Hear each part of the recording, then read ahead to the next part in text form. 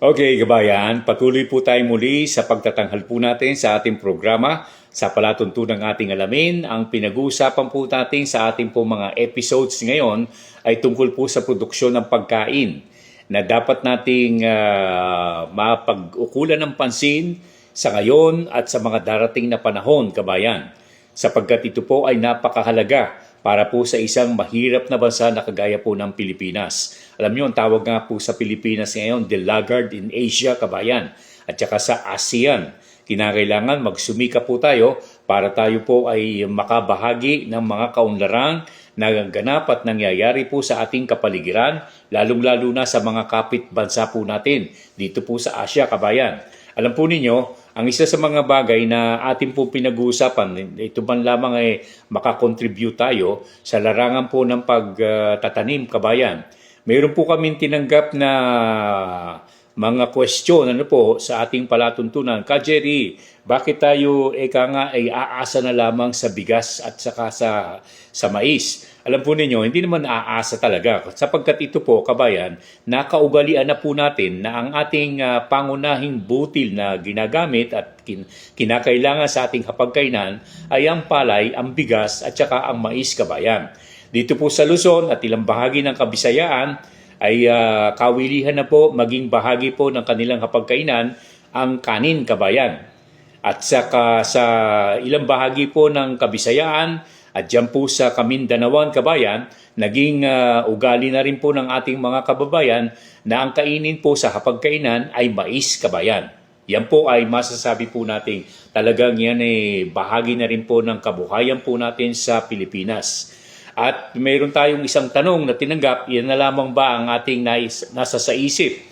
Alam po ninyo, noong mga panahon na naglilibot pa rin ang ating palatuntunang ating alamin, incidentally, gusto ko nga pong lumibot tayo muli, Kaya lang, siyempre, medyo puwerga, na tayo yung nakaakyat na tayo po sa Oktubre, Naka-Oktubre na tayo, Oktoberian, kung tawagin po natin, kabayan. 8, kabayan ko, sa ating pong kinalalagyan dito sa siglong ito ng ating palatuntunang ating alamin. Well, kung talagang tutusin, nung kami po ay naglilibot, may mga nakita po kaming mga proyekto na pwedeng itanim talaga sa Pilipinas. Nakasama po natin ang ilang kaibigan po natin, si Dr. Aberotor, ng NFA noon. Pumunta po kami sa ilang bahagi po ng Norte, sa Ilocos Norte, sa Abra, Ilocos Sur, dyan po sa ilang bahagi po ng Pangasinan, at dinayo po namin ang ilang mga palasubukan po ng mga butil na kagaya po ng wheat o trigo. Diyan sa mga lugar na iyan, kabayan, ang trigo po o wheat na ginagamit po natin sa produksyon ng tinapay, kabayan, ng iba't ibang uri po ng mga kakanin na iwas po sa palay o sa bigas ay naitatanim po sa mga lugar na kagaya po ng Norte at ilang parte po ng Kabisayaan, kabayan, na dinayo po ng ating palatuntunang ating alamin. At yung pong uri po ng bigas na ating pong nakita na uri po ng ang uri po ng trigo, ang uri po ng wheat, na ating pong nakita ay yung pong nanggagaling sa mga bansang tulad po ng Mexico, sa Mexico. At yan po ay akmang-akpa sa produksyon po ng mga tinapay na kagaya po ng pandesal, kabayan. At yan po ay nakita po natin pwedeng itanim.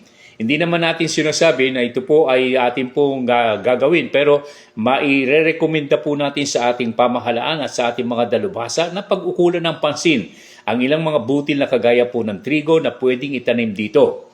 At ang isa pang nakita po namin na pwedeng magamit sa produksyon ng pagkain, kabayan, ay ang ating pong tinatawag na sweet sorghum. Ang sweet sorghum po ay pangunahing butil na ginagamit po sa ilang bahagi po ng Afrika. At yan po ay nagagamit po nila sa produksyon ng iba't ibang uri ng mga pagkain. Sweet sorghum, kabayan. Pinuntahan po namin ang ilang palasubukan ng PISAW, ang Pampanga State University, dyan po sa Magalang, Pampanga. At ipinakita po sa atin ang ilang paraan ng pagtatanim po ng sweet sorghum. At yan po ay nakita po nating napakahalaga na pwede po nating subukin sa ating pong kapaligiran sapagkat makatutulong sa produksyon ng pagkain na balang araw, baka magkaroon ng problema sa bigas, magkaroon ng problema sa mais, meron tayong makukuhang pamalit. Kagaya rin po ng ginagamit po sa ibang bansa na kagaya po ng sweet potato o kamote, kabayan. Noong panahon ng kagipitan, giyera World War I at saka World War II, ang patatas sa Europa, sa ilang bahagi po ng labas ng Asya, kabayan, ang ginagamit po nilang panagot sa kanilang kagutuman ay ang patatas. At dito po sa bahagi ng ito ng Asya, kabayan, ang nagamit po nating panagot sa mga nagugutom ay ang kamote. Incidentally, ang kamote po ay napakahalaga sa ating katawan at nagbibigay po ng maraming sustansya, bitamina at mineral na kailangan po sa ating larangan ng kalusugan, kabayan. Yan po ay naipapaalala lamang natin sa ating palatuntunang ating alamin sapagkat isang bahagi po yan na dapat nating maging na maituro po natin at maisantabi po natin sa ating pong isipan, sa ating guni-guni man lamang na balang araw kailanganin po natin at makatugon sa pangangailangan ng ating mga kababayan at maiwasan ang kagutuman. At maiwasan po natin ang kagutuman po sa larangan po ng produksyon ng pagkain, lalong-lalo na sa ating po mga mahihirap na mga kababayan na dapat po nating saluhin at tulungan habang tayo po ay nabubuhay sa mundong ating ginagalawan, kabayan. Okay, kabayan, yan po ay bahagi po ng ating mga pagbibigay payo, pagbibigay ng kontil-butil na mga ulat tungkol po sa larangan ng pananakahan, pangisdaan, at mga palatuntunang pangkabuhayan. Ang inyong lingkod, ka Jerry Hieronimo, muli pong nagsasabing ang larangan ng pananakahan, pangisdaan, mga palatuntunang pangkabuhayan ay ating pong pinangangalagaan sa palatuntunang ating alamin. Hanggang sa muli, mabuhay po kayong lahat, kabayan, and may God bless the Filipino nation.